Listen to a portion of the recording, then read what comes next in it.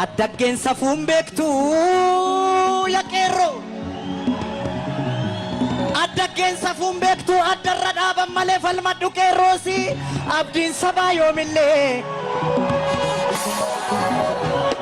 Yeroo Hacaaluu amma filannoo jettee fi bifa kanaan yoo afaan guunnee Finfinneen kan Finfinneeti jechuu baanne dhuguma filannoo sana nu filatu abbaa sana filatu abbaa akkasii sagalii selman sagaltama kan koo qiraaciin darbu jettee adurreen gaafa TPLF taankii gulufaa Finfinnee kana seentu ummanni Finfinnee Addis Ababee warri ofiin jedhan kun ililchanis simatan dhengadda Oromoon gaafa abaaboo fi marga jiidhaa qabatee gaafa uffata aadaa uffatee Finfinnee seenu garuu balbala cufatan 4 kiilootti nu ta'ani jettee turte yeroo TPLF aangorra jiru.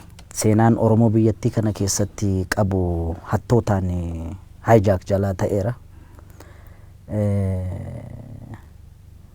Dhaloonni nama jiru kun at least qaruuxee dheedheetti nama dhalooti nani keessa jiru kun nuuni miti fardeen keenya hin beeku bareechanii gaafa gaarreen Adawaa gaafa maqaleessanii.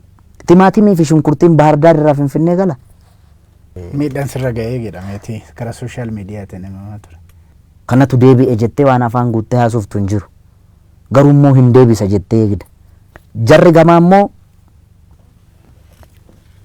Oromoo waan ta'eef sobee tasii arrabaan nu dallala malee sobee nu faana fakkeessa malee sobee footoo keenya fannisa malee galmisaa waan biraadhaa gaafa oppiidiyoon abaa'oo irratti olola ooftu.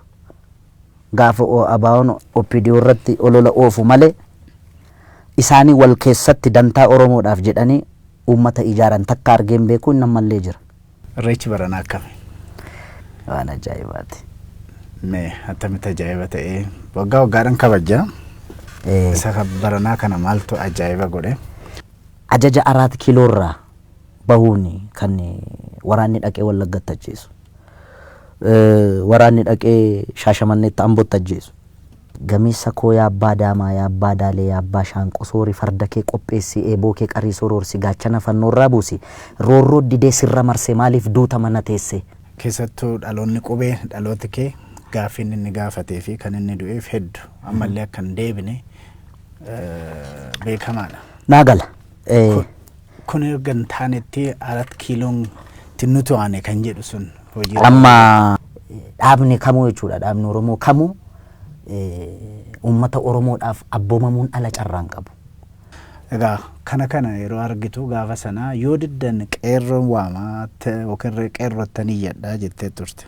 Ammoo takkaa ani hooggansa adda bilisummaa Oromoo taankii gulufaa Finfinnee seenaatti malee eerpoortiidhaan oppiidiyoo faana harka wal qabatee abaaboo wal hirkaa fuudhee seena jedhee yaanne.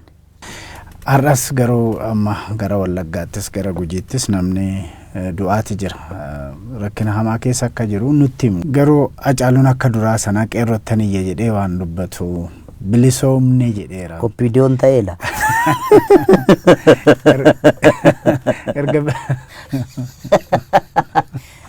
Erga bilisoomne jedhee waa'ee dhimma keenya hin dubbatu baay'ee kan jedhutu komiis irra jira. Bilisoomni irra si on jedhe uummata mufachiise dhiifaman gaafadha garuu qaamni anaan jalqaba dhiifama gaafatu hin jira.